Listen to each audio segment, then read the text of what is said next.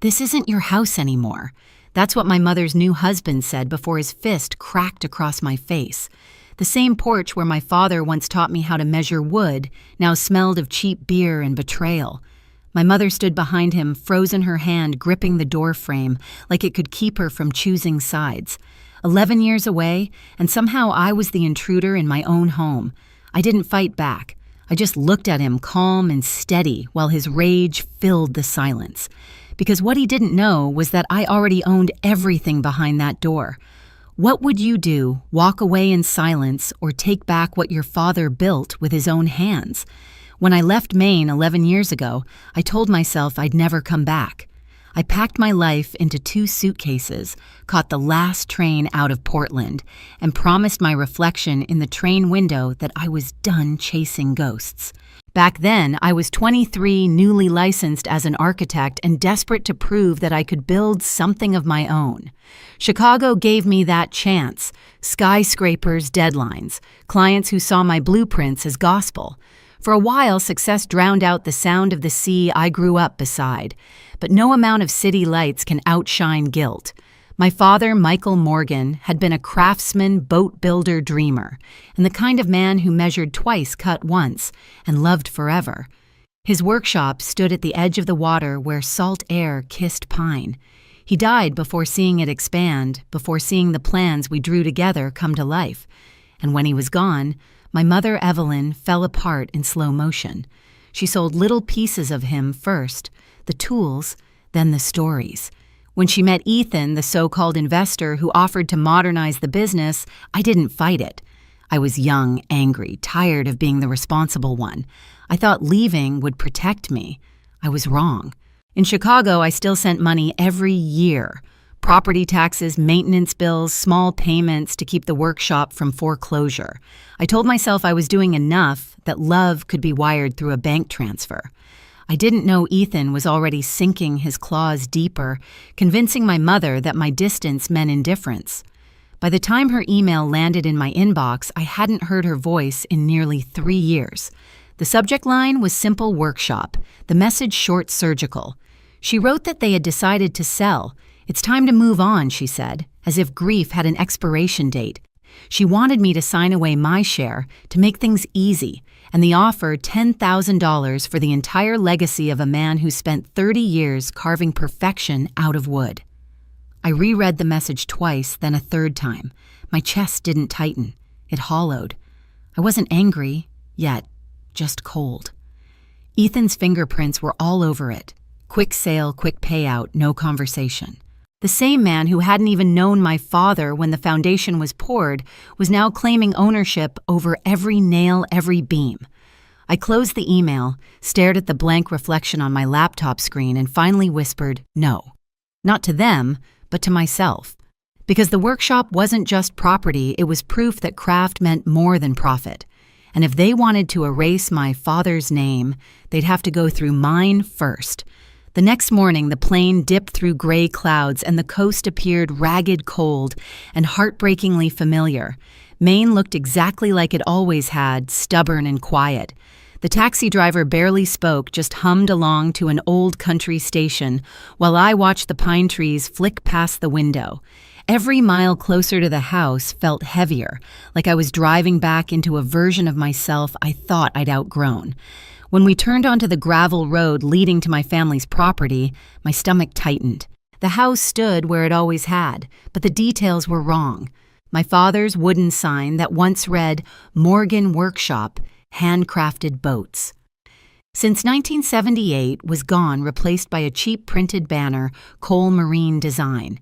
The shutters were peeling, the porch lights flickered, and the yard looked neglected as if no one there cared about roots anymore. I stepped out, pulling my coat tighter against the wind.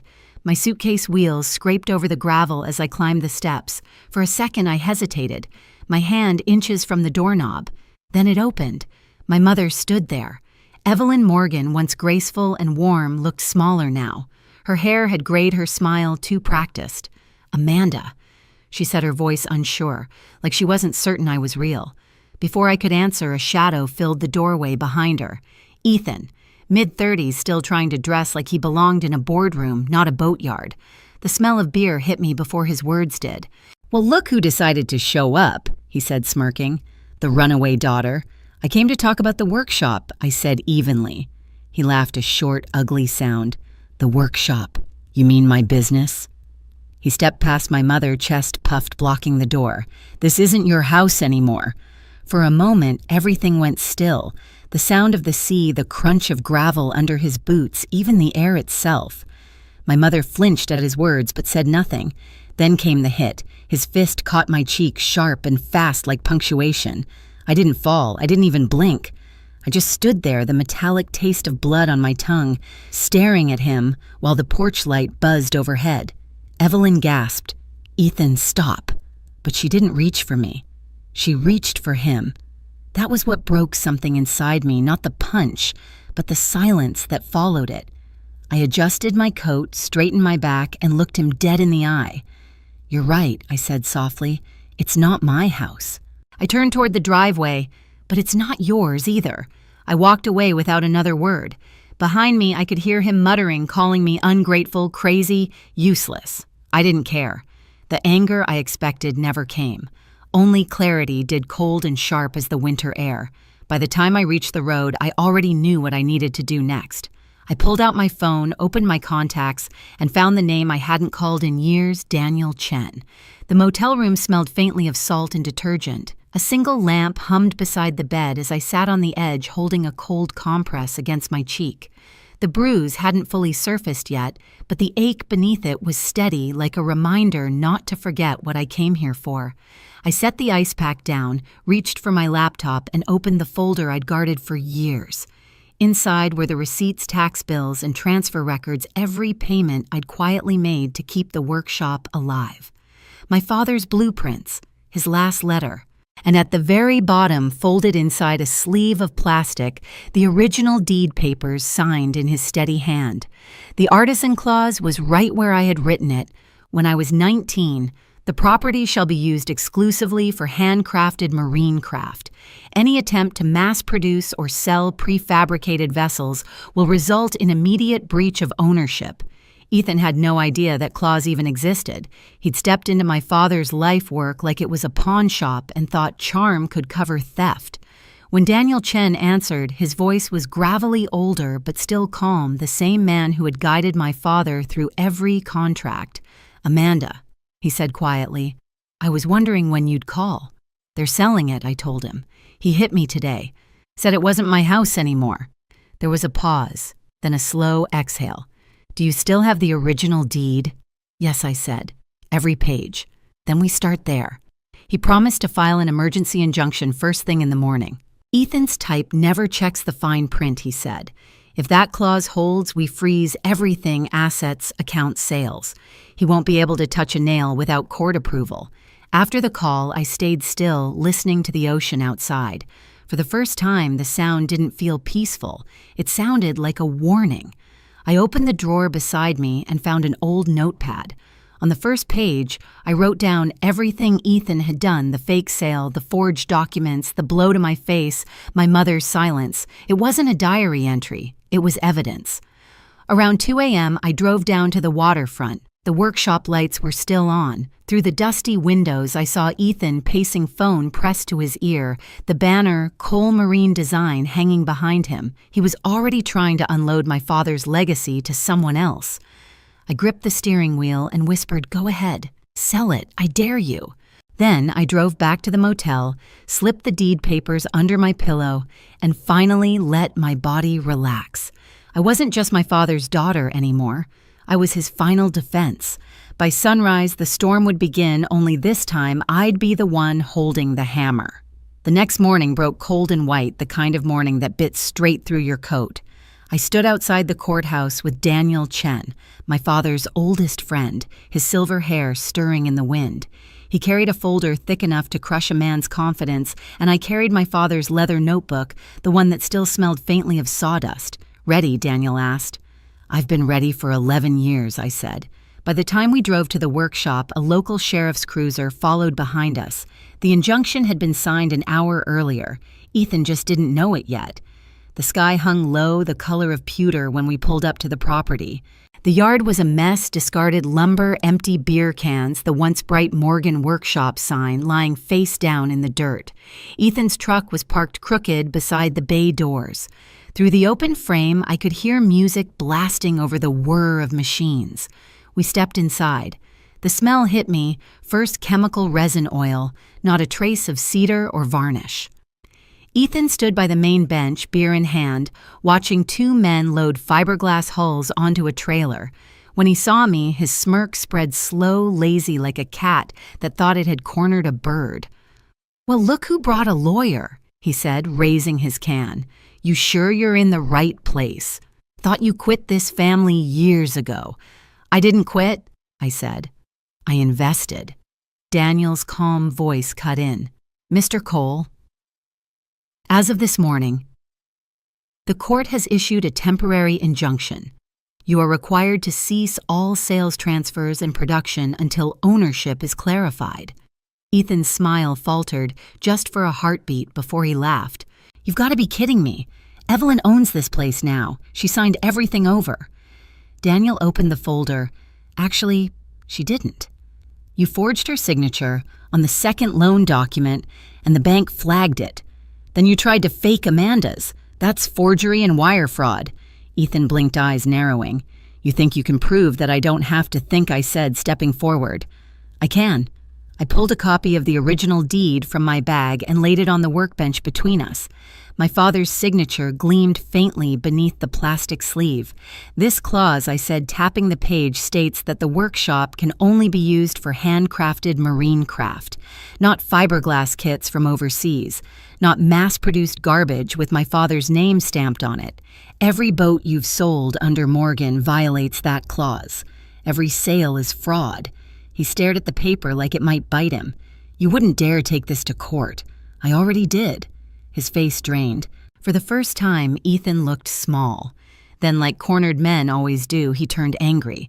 "You think anyone's going to believe you? You left. You don't belong here." I took a slow breath. "You're right. I left. But that doesn't make me blind." I looked around the room, the cheap tools, the wrecked workbenches, the gray paint smeared over the oak beams my father and I had sanded together. "You didn't just steal from me, Ethan. You erased him." He lunged forward, but the sheriff moved faster, stepping between us. "Mr. Cole, I'd stay right there if I were you." "Get out of my way," Ethan snarled. "Not my call," the sheriff said, nodding toward Daniel, who handed him a second folder. "Court order. We're freezing all assets until the investigation's complete." Ethan turned to my mother, who had appeared in the doorway, her robe half-tied, face pale. "Evelyn, tell her she has no right to do this." My mother's hands trembled. "Ethan, please, stop." "Stop," he barked. "They're stealing everything. The deals, the equipment." She cut him off, voice cracking. "You stole first." The silence that followed was heavy enough to crush bone. For the first time, she looked at me not as an intruder, but as the last person still standing in her corner. Tears filled her eyes, but I didn't look away. Ethan shoved a box off the table, papers scattering like snow. "You think you can ruin me?" Daniel spoke quietly. "You already did that yourself." The sheriff took a slow step forward. "Ethan Cole, you're under arrest for fraud, forgery, and embezzlement. Put the can down." For a second, I thought he might swing. His eyes burned, jaw clenched. But when the sheriff reached for his cuffs, Ethan's shoulders sagged. "You'll regret this," he hissed at me as the metal snapped around his wrists. "I already did," I said, "for 11 years. They walked him past me toward the door. The trailer outside still carried the fiberglass hulls he'd tried to sell. As the engine started, I called out, "Make sure those are impounded. They're evidence." Ethan twisted in the back seat, face pressed against the window, shouting words I couldn't hear over the hum of the cruiser. When the car disappeared down the road, the silence that replaced it was almost too loud. My mother leaned against the doorway, shaking. I didn't know she whispered. "He said it was just business, that he'd make your father proud." I stared at her for a long moment. Dad didn't build this place for business. He built it for integrity. She nodded slowly, her face crumpling. "I was lonely, Amanda." "I know," I said softly, "but loneliness isn't an excuse to destroy someone's legacy." Daniel cleared his throat gently. "Amanda, the injunction is secure. We'll start the audit tomorrow." I nodded, then walked to the center of the workshop. The air was thick with dust and paint fumes, but beneath it lingered something faint, the ghost of cedar and salt. I knelt, touched the floorboards, and let my palm rest on the wood. My father's initials were still carved near the corner, barely visible beneath the grime. I closed my eyes and whispered, "We did it, Dad." Behind me, my mother's sobs turned into quiet breaths. Daniel packed the papers, the sheriff's radio crackled somewhere outside. For a long moment, no one spoke. Then I stood. "We'll restore everything I said. No banners, no fake brand names, just Morgan." My mother wiped her eyes. "You really think you can fix it?" I looked around the ruined space, the stripped walls, the missing tools, the empty racks where masterpieces once stood. "I don't need to fix it," I said. "I just need to rebuild it." When the last light of the day slid across the floor, I caught my reflection in one of the windows. For the first time, I didn't look like the runaway daughter or the outsider. I looked like someone coming home. As Daniel and the sheriff left, I stayed behind. The workshop creaked in the wind, old and wounded, but still standing. I walked to the table, picked up my father's compass, the only tool Ethan hadn't touched, and set it in the center. He thought the workshop was a business. He thought the house was his. He thought the fight was over. He was wrong about all three. Outside, the first snow of the season began to fall, catching the last light like silver dust. I leaned against the doorway, the same one where Ethan had struck me, and exhaled. For the first time in over a decade, the air felt clean. The war was over, and the legacy was mine to protect. Ethan's trial didn't take long. The evidence Daniel gathered, bank transfers, forged contracts, and the sales under my father's name, was airtight. He pled guilty to avoid a longer sentence. 7 years in state prison. When the verdict was read, my mother sat in the back of the courtroom, hands clasped so tightly her knuckles turned white. She didn't look at me when it ended, but she whispered, "I'm sorry," and for once I believed her. I stayed in Maine for weeks after the sentencing. Each morning I unlocked the workshop, rolled up my sleeves, and began the slow process of reclaiming what was ours. The gray paint came off the oak beams, one layer at a time. I scrubbed the floors, replaced the broken windows, and restored the sign that had once hung proudly by the Road Morgan workshop. Handcrafted boats since 1978. One afternoon, while sweeping under the main bench, my broom caught on something solid. I knelt down, pulled back a loose plank, and found a small bundle wrapped in oilcloth. Inside were my father's chisels, his compass, and a folded note edges yellowed. "For when you come home." I sat on the dusty floor, holding the tools like relics. The ache in my chest wasn't grief anymore, it was peace. My father's hands had built the legacy, but mine had brought it back to life. The day I rehung my father's sign, the air was sharp with salt and sawdust. The workshop stood proud again. No banners, no noise, just wood and silence. I ran my hand across the letters Morgan Workshop. Handcrafted boats since 1978. For years, I thought leaving meant abandoning him, but now I understand it was preparation. I had to leave to become strong enough to come back. Ethan's arrest wasn't victory. Rebuilding was. Justice wasn't about punishment, it was about restoration, about refusing to let greed rewrite love. My father's name didn't survive because of courts or lawyers. It survived because I refused to surrender what he built. Sometimes the people who should protect us are the ones who sell us out. But even then, you still have the power to reclaim what's rightfully yours. If you've ever been betrayed by your own family, tell me, what did you do next? Did you walk away or fight back? Comment below. I read every story. And when this video ends, don't stop here. Watch the next stories about family betrayal, silent revenge, and redemption after loss. You might find a piece of your own story waiting there.